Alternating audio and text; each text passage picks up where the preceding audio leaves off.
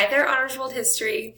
So we're looking at understanding some causes and consequences. This is something that is central to history, but it's also central in life. They're really like all around us, right? You don't do your homework, you get grounded, you stay up late, you're exhausted in the morning.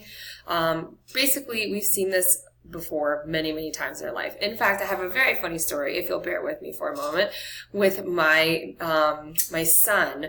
When he was 4, yes, I know, the big 4, he told me that he did not want to play nice with his sister. And I said, well, honey, if you don't play nice with your sister, then you're going to end up getting your privileges taken away. And he goes, well, what's a privilege? And I said, well, a privilege is video games and watching TV. Those are privileges. And he said, well, that's fine. I was ready to take a break from watching television anyways. I don't really want to play video games today. So he found out the hard way because later that day he decided that he actually really did want to do that stuff, and that was one of his consequences. So just let that be a lesson to you, all right? So it really takes, let me get back to the assignment here. It really takes a lot of heat to fuse together 2 atoms. The larger the atom, the more heat that's required. While stars are incredibly hot, they are nowhere near hot enough to form anything more than a few basic atoms. So once a star runs out of fuel, it will either like fizzle out or it's going to explode. So these explosions generate staggering temperatures, hotter than the star itself. In a few seconds, of all the elements in the periodic table are just, boom, created. Can you even imagine?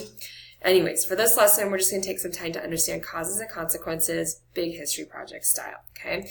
So it's lesson time, so you're just going to make sure you watch these videos here, okay? And you definitely want to make sure that you understand the idea of a triggering event, okay? So what actually started this from the very beginning, so make sure you got that, okay? And then I just want for you to think about this question.